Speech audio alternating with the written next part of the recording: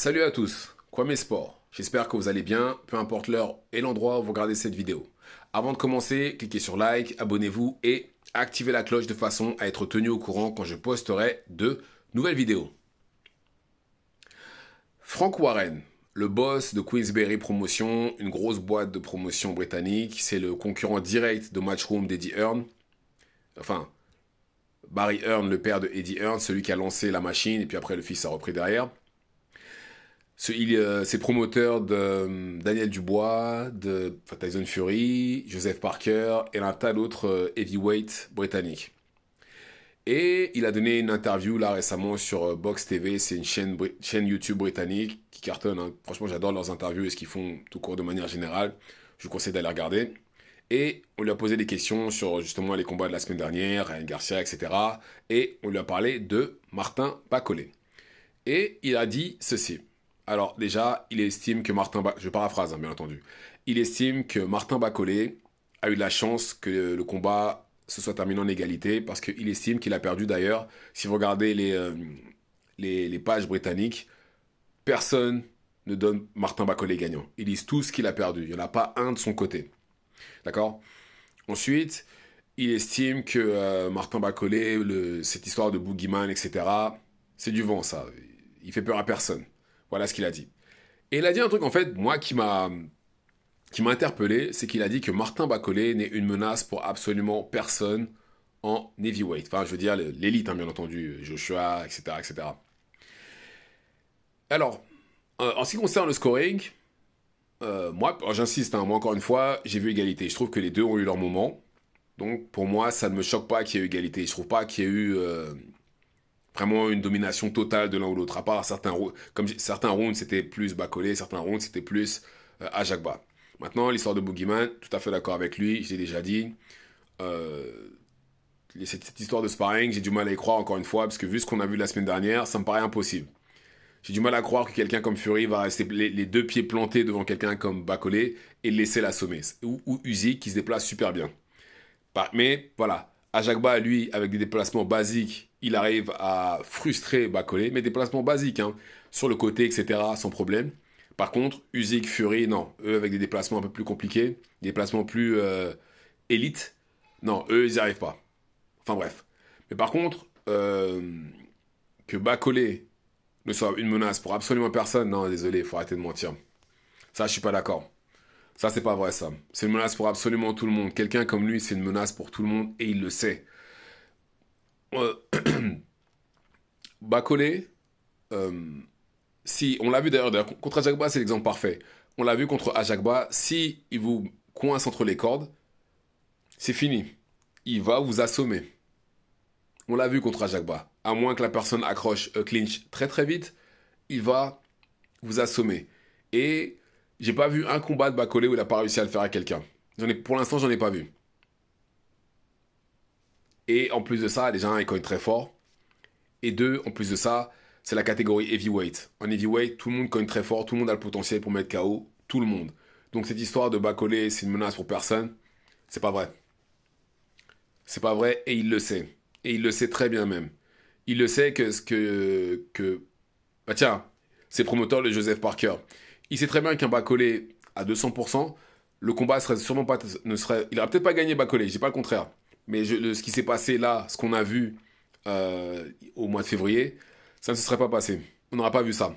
Ça aurait été un autre combat. Un tout autre combat. Et il le sait. Et bizarrement, j'ai l'impression que les Britanniques attendaient que ça pour tomber sur Bacolé en fait. Pour pouvoir justement dire, ah bah tiens, regardez votre gars. Regardez en fait finalement le boogeyman, regardez. J'ai l'impression qu'ils attendaient que ça en fait pour lui tomber dessus. Ok, je suis d'accord avec les deux premiers points, ok, discutable. Mais Bacolé, qui est pas une menace pour les autres heavyweight, non, je suis désolé, ça c'est pas vrai ça. C'est une menace pour absolument tout le monde. Tant qu'il aura la puissance, ce sera une menace pour absolument tout le monde. Maintenant que les autres combattants ne veulent pas l'affronter, c'est tout à fait compréhensible. Pourquoi? Parce qu'il n'est pas bankable. Martin Bacolé n'a pas, j'ai jamais vu, enfin, main event d'une grosse carte, justement, comme une carte Riyadh Season ou un truc comme ça. C'est pas arrivé. Et même très souvent, c'est même pas le co-main event, c'est le troisième ou quatrième combat. Donc, Sur ce point-là, je peux comprendre pourquoi ils ne veulent pas l'affronter. Il n'a pas de ceinture, il ne rapporte rien. Donc à ce niveau-là, c'est compréhensible. Mais que Bacolé ne soit pas une menace, non, c'est pas vrai. C'est pas vrai et il le sait et les combattants le savent aussi. Ils le savent aussi. Certes, à ce stade-là, je pense que personne n'a peur de personne. Parce que voilà, on parle quand même d'hommes qui ont appris à boxer à 6, 7, 8 ans et qui ont boxé toute leur vie. Donc je pense vraiment qu'aucun d'entre eux n'a peur de personne. Mais voilà, Bacolé reste une menace pour absolument tout le monde dans cette catégorie-là. Et Frank Warren le sait. Ah ouais, non, franchement, j'ai vraiment l'impression que les... parce qu'il n'y a pas une chaîne, hein, vous regardez les chaînes britanniques, il n'y en a pas une qui dit qu'il a gagné. Tout le monde est du côté, tout le monde dit qu'Ajagba a gagné. Absolument tout le monde. Et après, d'un autre côté, ce qui fait que Bacolé n'est pas... non, ce qui fait que Bacolé n'est pas... Je vais pas dire n'est pas pris au sérieux, c'est le fait qu'il soit pointé à 300 livres. Je crois que ça fait dans les 130, 140 kilos. C'est ça en fait qui fait que les gens, que le public, certains youtubeurs, etc., lui tombent dessus. Et ce qui est tout à fait normal. Parce que, étant un athlète de haut niveau, normalement il est censé être au max toute l'année. Regardez Anthony Joshua, regardez Usyk, regardez la plupart, les trois quarts des combattants, enfin même pas, 90% des combattants sont au max toute l'année. Je sais qu'il y en a parmi vous qui ont me cité Tyson Fury. Oui, il y a toujours une exception. Les gorilles albinos existent et les tigres blancs aussi.